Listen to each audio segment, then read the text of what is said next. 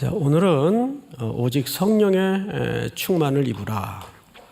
여러분, 보통 이제 우리에게 고정되어 있는 이미지가 성령 충만하면 굉장히 뭔가 이렇게 뜨겁고 방언 한두 마디는 해야 될 것 같고 또 부르짖고 막 이런 좀 열정적인 그림을 갖고 있죠.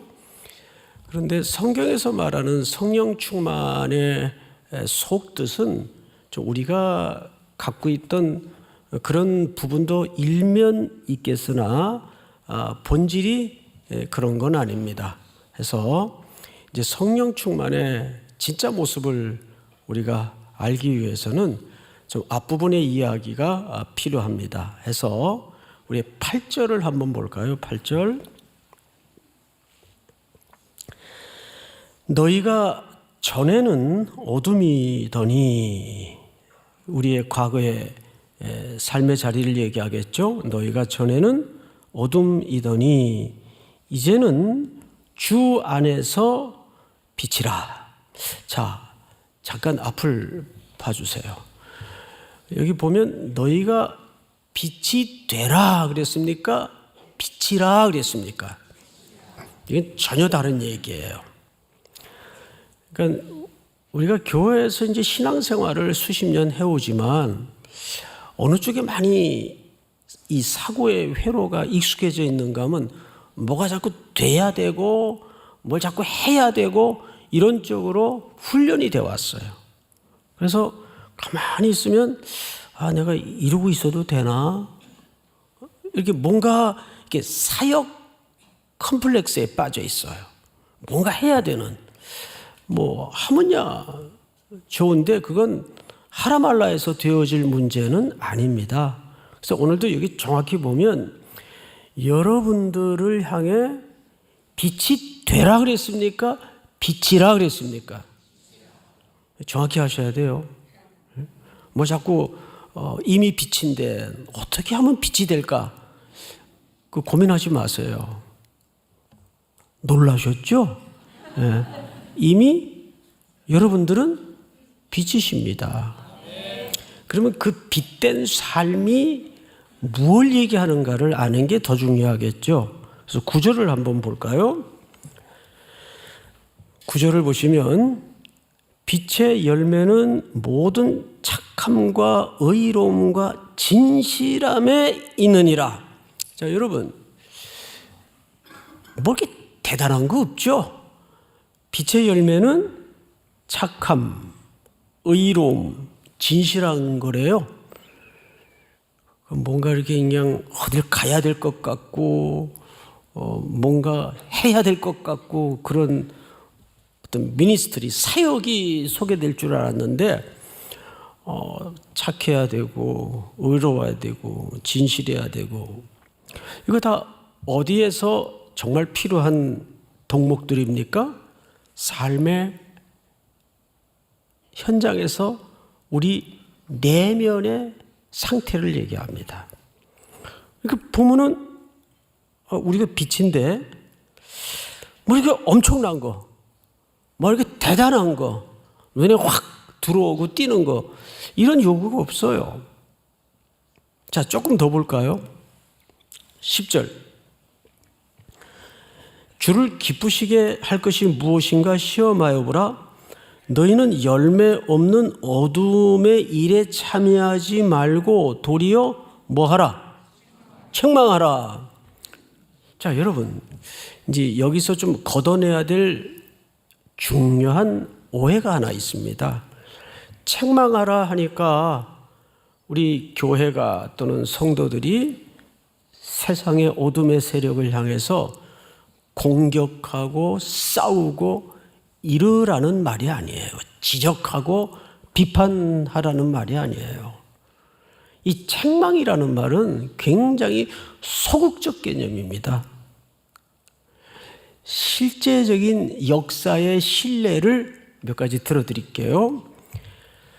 지금으로부터 2000년 전 교회가 이 땅에 막 성령의 강림을 통해서 복음을 받은 분들에 의해 태동되던 때, 그 시대는 로마라는 어마어마한 절대 국가인 제국이 세상을 쥐락펴락하고 호령하던 시대입니다. 근데 그 당시 이 세상의 가치, 세상의 통념, 세상의 문화를 잘 기억할 필요가 있어요. 그때 교회가 아주 미미한 존재로 이 땅에 태어납니다. 만들어집니다. 그러면서 그 1세기 그리스도인들이 그 무시무시한 서슬퍼런 로마 제국하에서 어떻게 세상을 책망했는가를 들어보세요. 역사가들이 대략 한 7가지를 규정해 놨습니다. 뭐 그 이상이겠지만 굵게 구분해서 대충 7가지를 설명했는데, 첫째가 로마 제국의 철학은 힘이 의이고 힘이 정의입니다. 그래서 남자아이가 태어나면 살려두고 여자나 장애를 가진 아기가 태어나면 창밖에 던져버리도록 돼 있어요. 이게 법이에요. 이건 불법이 아니고 해도 되고 안 해도 되는 항목이 아니고 이게 법이에요. 그래서 엄청난 영아 유기 사례가 벌어졌습니다. 그때 그 버려지고 던져지는 아이들을 그리스도인들이 데려다가 양육하고 먹이고 입히고 키웠습니다. 그러니까 그리스도인들이 그런 무도한 문화와 관습에 대해서 거칠게 저항하고 싸우고 투쟁한 게 아니에요.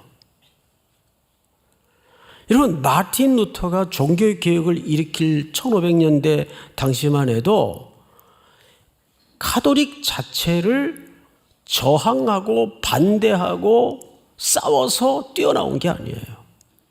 로마 카톨릭을 향해서 마틴 루터는 하나밖에 관심이 없었어요. 말씀으로 돌아가자. 말씀으로 회복하자. 이 비본질적인 것들은 성경이 가르치는 얘기가 아니다. 말씀으로 돌아가자. 그것이 요원의 불길이 되어서 한 시대를 갈아엎었습니다. 그러니까 1세기 그리스도인들은 로마 제국하의 그런 무도한 문화에 대해서 거칠게 싸우고 세력을 조직해서 반란을 일으키고 했던 기록이 없어요. 두 번째, 영아유기는 이 역사에 찾아보면 제가 설명한 이상 끔찍한 만행과 일들이 자행되곤 했습니다. 두 번째가 뭐냐 하면 역병이 일어납니다. 250년에서 AD 270년까지 한 20년 어간에 역병이 일어나요.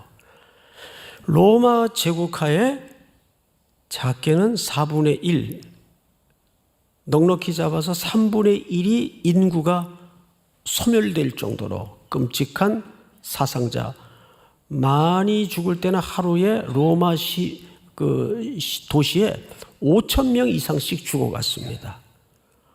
뭐 코로나도 참 전대미문의 사건이지만 그때 사실은 혈연마저도 그 현장을 다 도망갔어요. 그래야 살기 때문에. 근데 그때 그리스도인들이 그 시체 더미를 헤치고 들어가서 숨이 거의 다해가는 환자들에게 물을 먹이고 먹을 것을 주고 닦아주고 보듬어 주어서 사망률을 3분의 2를 줄였습니다. 그것을 세상의 로마 제국하에 그 힘이 철학인 가치관으로 살아가던 그 사람들이 그 광경을 보고 후대의 기록들을 보면 충격과 자책을 받습니다.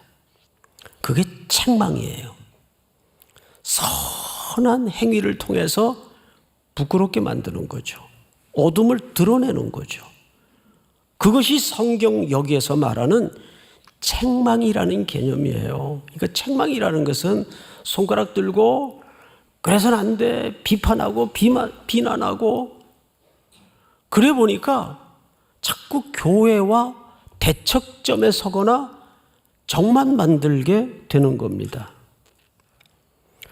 그래서 세상이 설득되질 않더라고요. 점점 세상과 교회는 거대한 건넬 수 없는 담벼락을 쌓는 결과만 만들고 말았어요. 뿐만 아니에요. 세 번째는 노예제도입니다. 많게는 로마 인구의 3분의 1이 노예로 구성되었다고 할 정도로 노예가 많았습니다. 여러분, 이 노예제도는 근현대까지 존속되어 있었습니다. 그리고 노예제도를 다큐멘터리 비슷하게 만든 영화들이 많이 쏟아져 나왔어요. 그 영화를 보다가 킨타쿤테니, 노예 19년이니 이런 영화를 보다가 너무 말이 안 되고 너무 끔찍해서 내내 영화를 보면서도 에이, 설마 저 정도까지 했을까? 웬걸? 마지막에 자막이 흘러나오는데 이 각본은 사실에 기반한 영화입니다. 이런 기록들이 흘러가요. 그러니까 그 정도로, 그러니까 노예는 주인이 생사 여탈권을 가지고 있어서 죽여도 법이에요. 그러나 성경은 뭐라 그러죠? 갈라디아서 3장 28절을 보시면 띄워주세요. 너희는 유대인이나 헬라인이나 종이나 자유인이나 남자나 여자나 다 그리스도 예수 안에서 하나이니라. 기독교인들은 이 가치를 붙들고 기꺼이 자기들이 주인 되어 죽일 수도 있고 죽이기도 했던 그 노예들을 그리스도 안에서 형제로 받아들입니다. 이것은 그 당시 문화 개념상, 통념상 충격적인 행위들입니다. 하나님의 똑같은 형상대로 지음받은 존재로 피부 색깔이 달라도 혈통이 달라도 그리스도 안에서 한 형제로 받아들이는 순종을 했어요. 이것이 세상에 어마어마한 충격을 줬습니다. 그 다음에 여러분들이 문화의 기록을 보면 로마 제국하에서 가장 처절하고 끔찍했던 죄악이 뭐냐 하면 사람을 원형 경기장에다가 던져놓고 살인이 허락되는 스포츠 경기를 했어요. 검투사들을 집어넣어서. 그리고 술잔을 귀족들은 기울이면서 그 피 흘려 죽어가는 끔찍한 스포츠를 보면서 낄낄거리고 그 인간의 쾌락을 건드렸습니다. 잔인하죠. 요즘 격투기 경기들 자주 보죠? 피를 흘리고 살이 벌어졌는데도 그냥 싸우게 합니다. 그래서 그리스도인들은 여기에 절대 동의하지 않았어요. 그 경기에 아예 가지 않았습니다. 그런 장면 나오면 채널 돌려야 돼. 돌릴 거예요? 안 돌릴 거예요? 이게 얼마나 사람의 죄악을 자극하는지 몰라요. 말이 돼요. 아무리 스포츠라는 명분을 씌웠다 할지라도 사람이 상해가고 찢기고 그 사람 평생 그 충격이 어떻게 되겠어요? 로마 시대는 더 끔찍했죠. 정말 죽이는 게임을 했으니까. 이 잔인한 오락 많았습니다. 여섯 번째가 성적인 순결을 지키기로 작정합니다. 아무리 시대가 변해도 성경의 가치는 인류 보편적 가치입니다. 믿으십니까? 성경은 한 남자와 한 여자가 부부로 맺어지게 되어 있습니다. 이 당시에는 놀랍게도 동성애도 많았을 뿐만 아니라 남녀 간의 성적인 타락이 지금 우리의 문화 컨셉에서 생각하는 것보다 더 문란했습니다. 그러니까 로마 시대의 성적인 타락의 그 흔적들을 사가들의 기록물을 통해 읽어보면 깜짝깜짝 놀랄 정도예요. 근데 그리스도인들은 그럼에도 불구하고 혼전순결이라든지 성적인 타락의 문제에 대해서 일절 따르지 않았습니다. 마지막 일곱 번째가 뭐냐면 조직적인 구제입니다. 로마는 전 세계적으로 로마 그 제국화 때문에 제국 팽창주의 정책을 폈어요. 그래서 주변의 모든 나라들하고 항상 전쟁을 하다 보니까 재정이 많이 필요했겠고 그 재정을 식민지 국가에서 다 거둡니다. 거기에 가장 고통을 겪었던 민족이 유대 민족입니다. 그래서 이 콜렉터들, 그 당시 이 세무 공무원들은 얼마나 유대인들에게 경멸의 대상이 되어 살았는지 몰라요.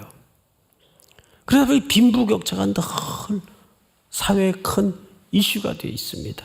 백성들은 맨날 죽어라 하는 거예요.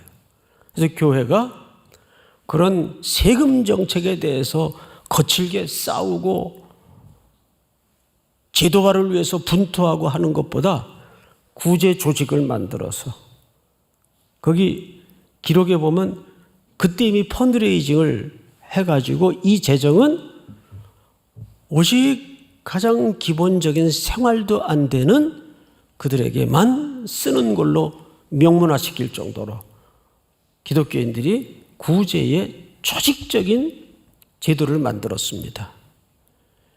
그래서 선한 역사를 많이 베풀었어요. 어느 교회는 그냥 한 달에 한 번씩 교회를 완전히 오픈해가지고 이후제 분들을 모셔서 차담 형식으로 뭐 고민도 들어주고 복음을 제시하는 자리가 아니에요. 드론드론 어떤 삶의 애환이 있는지 이야기도 들어보고 또 본인이 기도가 꼭 좀 필요하면 성도니까 당연히 기도도 해드리고 정말 그분들을 그저 이웃 동네 사람들처럼 따뜻하게 굳이 뭐 전도 안 해도 그러면서 이분들이야말로 우리를 어떤 도움의 대상으로 여기시는 것이 아니라 우리를 존엄한 한 인간으로 여기는구나. 그래서 한 걸음 한 걸음 교회에 정서적으로 먼저 발을 딛도록 만듭니다. 그런 거죠. 착함과 진실과 의로움으로. 우린 빛이니까 그냥 삶의 그 자리에서 일터에서 그 조직과 불의와 맞서서 피 흘리기까지 싸우라는 게 아니라 그 자리에서 빛으로 서 있으면 자연스럽게 어둠이 드러나면서 세상이 스스로 책망을 받아요. 여기서 말하는 책망이라는 것은 그런 책망을 얘기합니다. 손들어서 너 왜 그랬어? 그렇게 살면 안 돼. 이런 행위를 얘기하는 게 아니에요. 자, 다시 11절을 전체가 한번 같이 읽어볼까요? 11절 시작.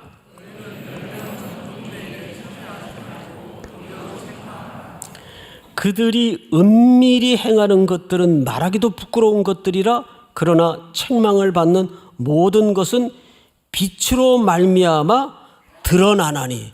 이 드러나는 게 뭐예요? 이게 책망이에요. 이렇게 되는 거죠.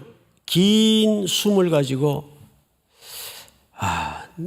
비록 내 밑에서 일하는 대리이지만 저 친구가 사는 게 맞는 것 같다. 저 친구는 뭐가 그렇게 행복할까? 욕심도 없나? 이제 상관의 입장에서 궁금해지는 거예요. 나는 지위도 올라가고 이제 웬만큼 가지고 물질적으로는 걱정 근심 없이 됐는데 왠지 마음이 공허해. 힘들어요. 행복하지 않아요. 심령이 썩고 있어요. 그러던 어느 날 더 싱글벙글거리고 이 뛰고 저리 뛰고 열심히 윤기 있게 살아가는 그 대리를 향해서 김 대리 어느 교회 나간다 그랬지? 왜요? 나도 한번 교회나 나가볼까. 그래서 한번 그냥 물어본 거야. 교회는 아무나 나가는 데가 아닙니다. 그러지 말고 제가 주일날 과장님 집 앞으로 모시러 갈게요. 그것이 세상의 어두움에 머물러 있던 자를 책망하는 겁니다. 그것이. 그 세상과 싸워서는 안 돼요. 세상과 싸워가지고 세상이 설득되질 않아요. 근데 자꾸 교회가 세상과 대척점을 가지고 세상과 싸우려고 한다면 그게 무슨 전도가 되고 무슨 선교가 되겠습니까? 그래서 성경은 이렇게 얘기합니다. 15절. 그런즉 너희가 어떻게 행할지를 자세히 주의하여 지혜 없는 자같이 하지 말고 오직 지혜 있는 자같이 하여 그랬어요. 왜 갑자기 지혜 얘기가 나올까요? 자, 이 부분도 쉽지 않은 얘기인데 쉽게 말씀을 드릴게요. 이런 얘기입니다. 성경은 우리의 모든 삶의 문제에 대해서 이럴 땐 이렇게 하고 회식 자리에서는 이렇게 피하고 매뉴얼을 주는 책이 아니에요. 성경은 왜 지혜를 얘기하냐 하면 우리가 살다 보면 너무나 많은 변수가 돌발적인 상황이 벌어집니다. 게다가 이 글은 몇 년 전에 쓰여진 글이죠? 2000년 전에 쓰여진 글이에요. 그러면 2000년 전에 사람들의 삶의 맥락과 2000년 후 지금 여러분들이 사는 삶의 문화와 맥락과 가치관이 같을까요? 완전히 다르죠. 통념도 달라졌고 똑같은 상황일지라도 가치관이 다른 눈을 가질 수밖에 없고 그러다 보니까 성경은 이럴 땐 이렇게 피하고 저럴 땐 저쪽으로 가고 매뉴얼을 주는 책이 아닙니다. 그래서 지식이 아니라 지혜롭게 해라 그랬어요. 지혜롭게. 그럼 지혜라는 게 뭐냐 하면 우리 이런 예를 한번 들면 금방 이해가 될 겁니다. 이제 영화 배우나 드라마에 나오는 탤런트들이 이제 대본을 받아요. 그러면 두 종류가 있어요. 자기 배역만 딸랑 외워가지고 달달달 외워가지고 완벽하게 해서 이제 촬영장으로 가요. 근데 어떤 배우는 자기 시간도 아니고 자기 역할도 아니지만 이 전체 맥락을 반드시 읽는 배우가 있어요. 그러다가 이제 드라마를 찍다 보면 저도 이제 성서학당을 찍다 보면 NG가 날 때가 있어요. NG가 나죠. 그럼 어떡합니까? 전체 맥락을 알고 있는 사람들은 그 돌발적인 상황에서 금방 임기응변으로라도 그걸 헤쳐 나갑니다. 뚫고 나갑니다. 그런데 딸랑딸랑 자기 배역만 외워들고 있는 사람은 그때 이제 머리가 하얘지는 거예요. 그 이제 NG가 나는 거죠. 이게 우리가 그럴 때는 이제 익숙한 전체 스토리를 알고 있는 배우들은 애드립으로라도 그걸 해치고 나갑니다.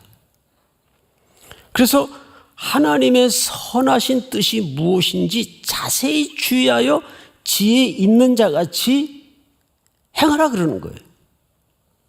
그 성경은 우리의 삶의 미주알 고주알 100이면 100가지 상황에 다 매뉴얼화 시켜서 우리에게 던져준 책이 아니란 말이에요. 전체 굵은 스토리. 예를 들면 성경을 딱 한마디로 합죽해서 성경은 4가지 기둥이에요. 창조, 타락, 구속, 회복이에요.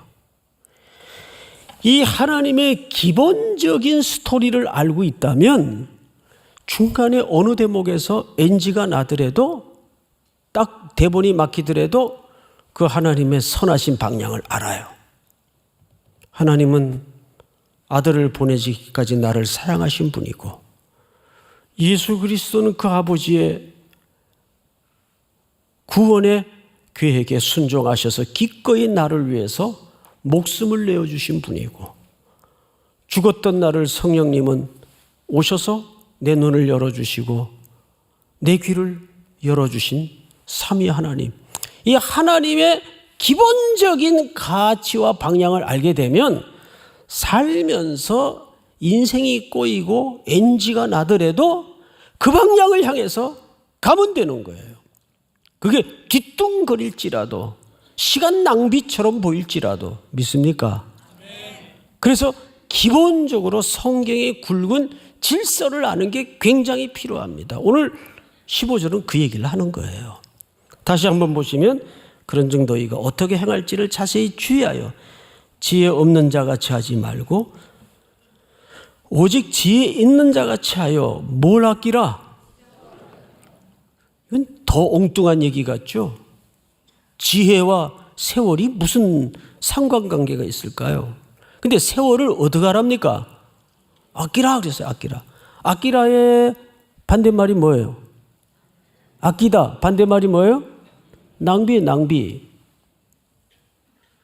제일 무서운 죄가 세월을 낭비하는 겁니다. 그러면 세월을 어떻게 낭비하는 걸까? 제가 정확한 역사적 신뢰를 하나 가르쳐 드릴게요.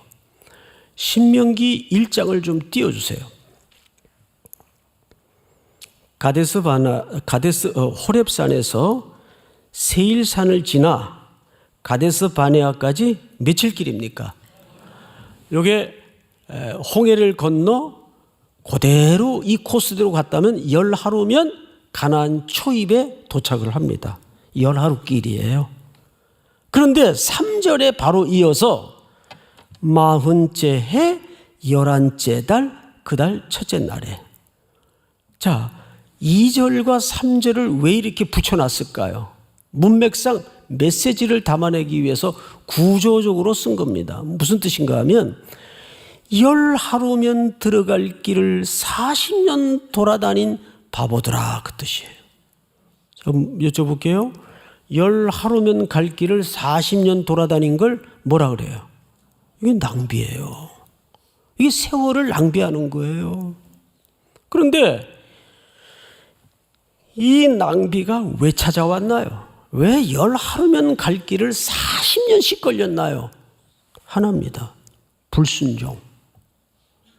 그래서 하나님께 순종하지 않는 모든 세월은 낭비예요. 하나님께 순종한 시간만이 남는 시간이에요. 그래서 성경이 오늘 결론이 뭘로 끝나는가를 유심히 보시라고요. 세월을 아끼라 때가 악하니라. 그러므로 어리석은 자가 되지 말고 오직 주의 뜻이 무엇인가 이해하라. 술 취하지 말라. 이는 방탕한 것이니 오직 성령으로 충만함을 받으라. 갑자기 성령 충만이 나와요. 자, 여기 술 취하지 말라와 성령 충만이 한 문장에 어색하게 걸려 있어요. 이유가 있습니다. 여러분 술 해봐서 아시겠지만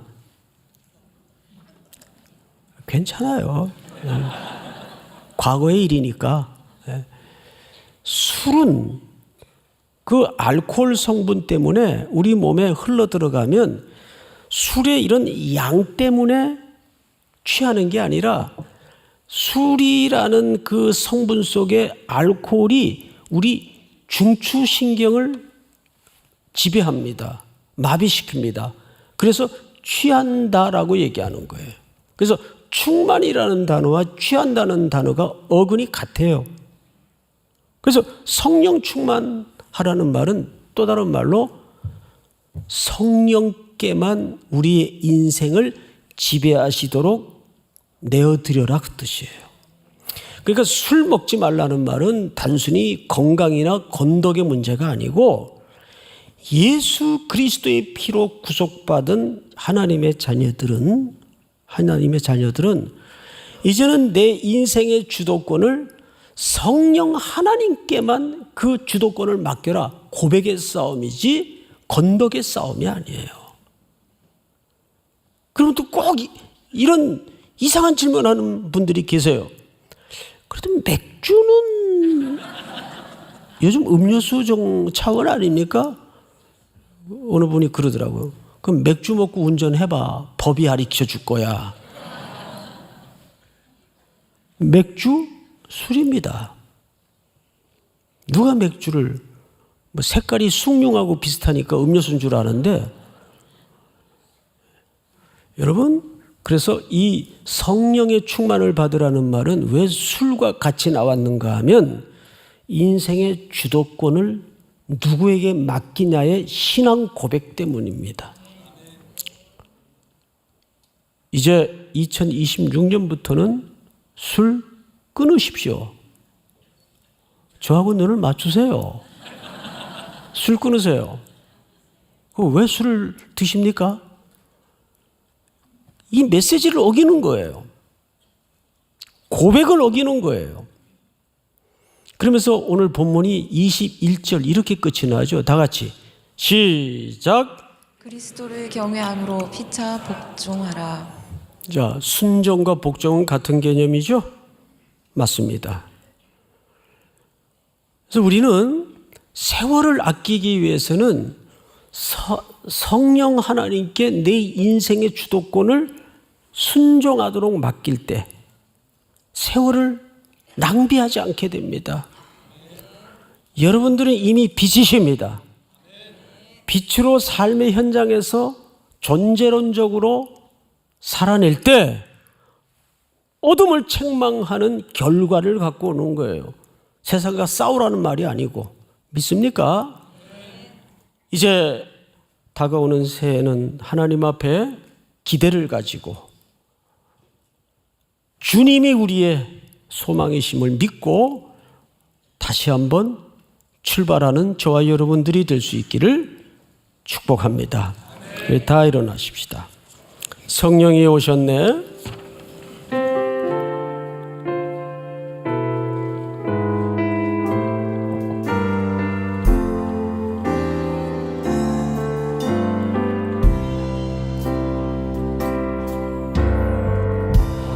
시절 지날 때 깊은 한숨 내쉴 때 그런 풍경 보시며 한식하는 분이 있네.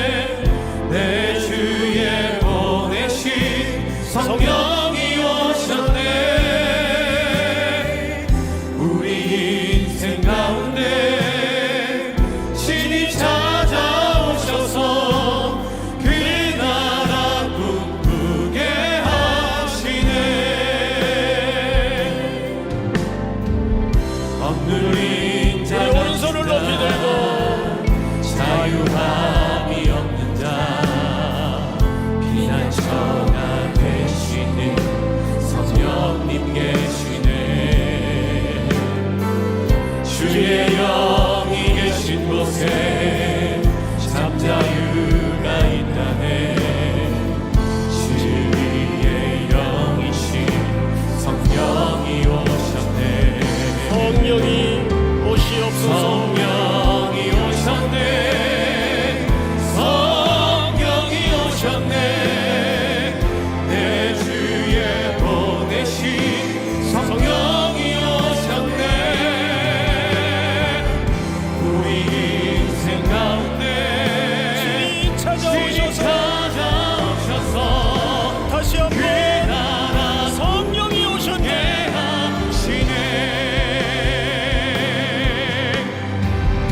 성령이 오셨네. 성령이 오셨네. 주의 보내신 성령님 우리 인생 가운데 오시옵소서. 우리 인생 가운데 신이 찾아오셔서 그 나라 꿈꾸게 하시네. 우리 잠깐 눈을 감고 한 해를 헤아려 보십시다.